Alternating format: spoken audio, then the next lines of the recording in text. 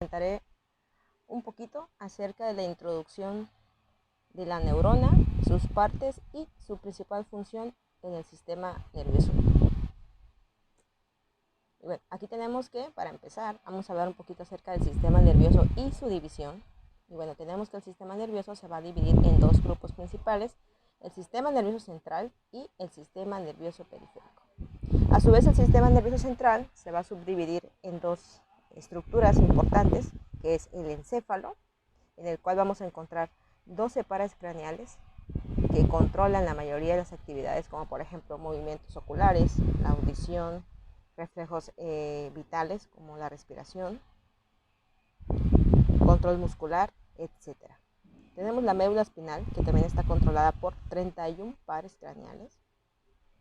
Y después tenemos al sistema nervioso periférico, que se va a subdividir en tres grupos: el sistema nervioso somático, el sistema nervioso autónomo y el sistema nervioso entérico. El sistema nervioso somático se va a encargar de las actividades de sensibilidad que va a tener el cuerpo, es decir, la percepción, la sensibilidad, y se va a encargar de prácticamente interpretar todos los estímulos que le van a llegar y poder percibir o llegar hacia una conclusión. Es decir, todo lo que tenga que ver con la percepción se va a encargar el sistema nervioso somático. En el caso del sistema nervioso autónomo, se va a encargar de controlar las actividades vitales del cuerpo. Es decir, se va a subdividir en dos grupos, que es el sistema nervioso simpático y el parasimpático. Cada uno de estos se va a encargar de controlar ciertas actividades del cuerpo, es decir, uno lo va a inhibir y el otro lo va a excitar o activar. Es decir, en el caso del sistema nervioso simpático, va a estimular la mayoría de las actividades que va a desarrollar el cuerpo. Y en el caso del sistema nervioso parasimpático, este va a inhibir ciertas actividades, es decir, como que necesita más de relajación. Entonces se va a encargar de controlar la mayoría de las actividades del cuerpo que tengan que ver con las actividades, es decir, de excitarlo o de inhibirlo. Y luego tenemos al sistema nervioso entérico.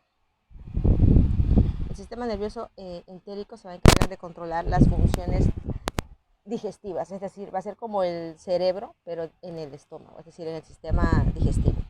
Y como lo escuchan, también el sistema digestivo está controlado por el cerebro, es decir, tiene control autónomo en relación a la peristalsis porque es músculo liso. Recordemos que todo lo que sea músculo liso va a tener control nervioso voluntario, porque nadie le impide que se mueva o que se contraiga, pero a su vez el sistema digestivo va a estar controlado por el cerebro en ciertas actividades. Es por eso que realmente la mayoría de los procesos digestivos tienen mucha relación con el sistema nervioso y con el estado de ánimo del paciente. De ahí tenemos que, por ejemplo, la mayoría de las colitis nerviosas son relacionadas con problemas de estrés, de ansiedad que presente el paciente, y todo esto derivado de que el sistema nervioso entérico va a controlar la mayoría de las actividades funcionales del intestino, y pues puede provocar ya sea diarrea o estreñimiento si este sistema nervioso va a excitar o va a inhibir. Ahí pues tenemos entonces más o menos la clasificación de cómo se encuentra el sistema nervioso. Recuerden que se va a subdividir en central y periférico, y que en el periférico vamos a encontrar la subclasificación del sistema nervioso somático, el sistema nervioso autónomo y el sistema nervioso entérico. Esto nada más es una pequeña introducción, porque realmente no estamos hablando del sistema nervioso, sino más bien vamos a abordar la neurona. Pero para hablar de la neurona tenemos que hablar un poquito de dónde va a trabajar la neurona, ¿no? Y bueno, también tenemos que el sistema nervioso va a tener tres funciones principales que va a desarrollar. Una de ellas es la sensación, es decir, la función sensitiva, o también llamada aferente, porque va a llevar información hacia lo que es el cuerpo, es decir, mediante la percepción o recepción de estímulos a través de la piel vamos a percibir un estímulo, y este va a llevar la información hacia el cerebro para que la interprete.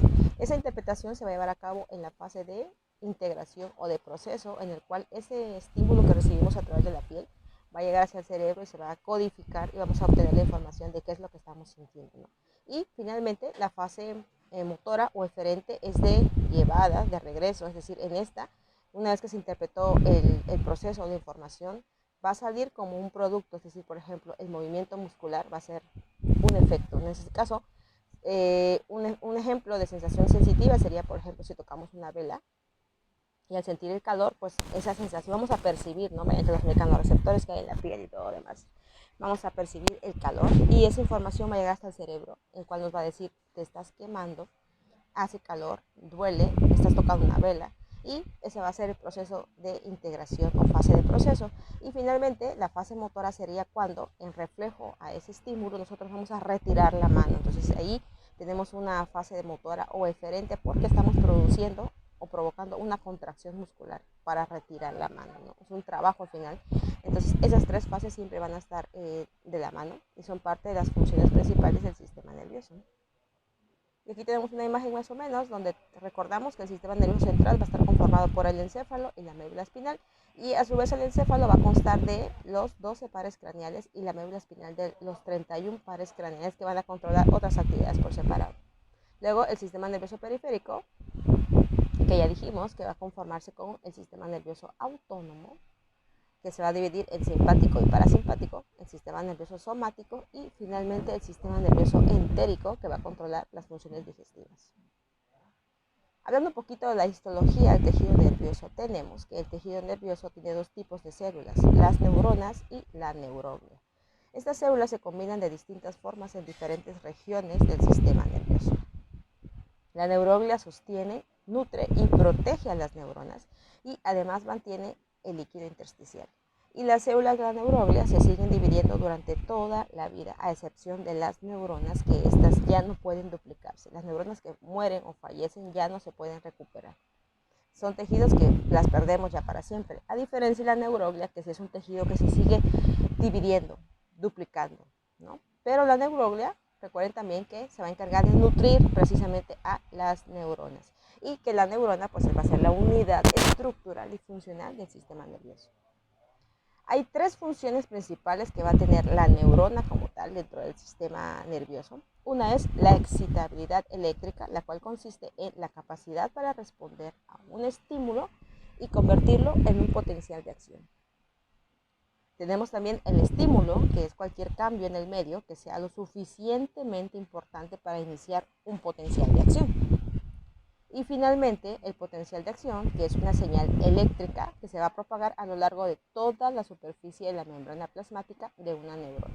Es decir, el estímulo pues va a ser todo aquello que vamos a percibir mediante la piel, las terminaciones nerviosas que tenemos ahí.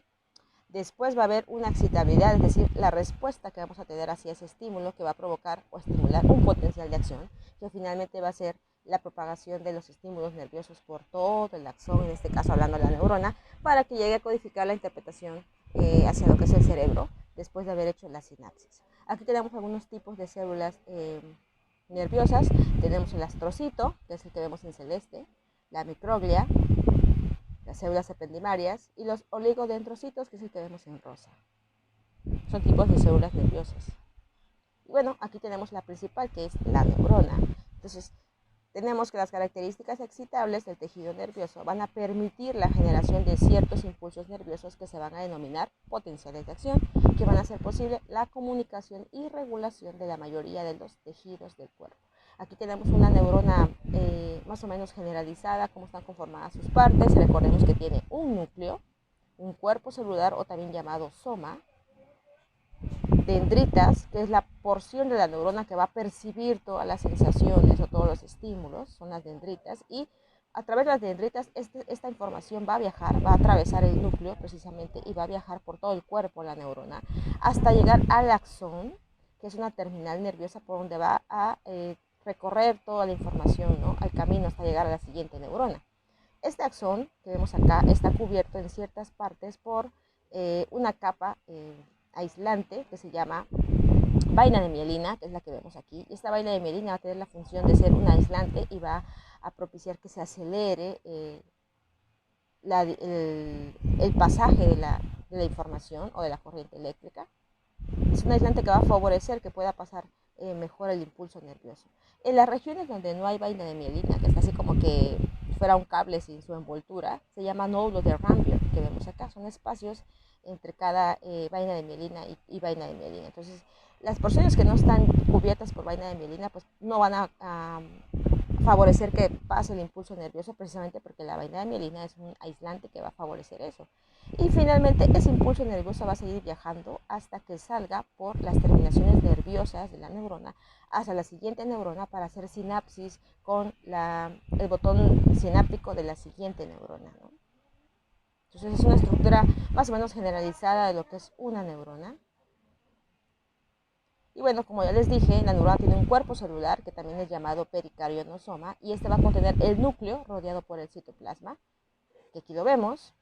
Tenemos las dendritas que van a conformar la porción receptora o de entrada de información de una neurona que vemos acá, y estas van a variar dependiendo del tipo de neurona que vamos a ver más adelante. El axón, que propaga los impulsos nerviosos hacia la otra neurona, una fibra muscular o también hacia una célula glandular, y pues ya vemos aquí el axón, ¿no?, cubierto por vainas de mielina, y los espacios donde no hay vainas de mielina se llaman nódulos de Ranvier. Y los botones sinápticos que vemos hasta acá al final de toda la terminación de la ramificación nerviosa, esos puntitos que vemos aquí son botones sinápticos donde se van a almacenar, ¿quién cree? Pues los neurotransmisores que van a participar para los dos tipos de sinapsis que hay. La sinapsis química, en este caso favorecida por los neurotransmisores, y la sinapsis eléctrica, que es precisamente pues el pase del impulso nervioso de una neurona hacia la otra. Y tenemos que las neuronas se van a clasificar en dos grupos, de forma estructural y de forma funcional.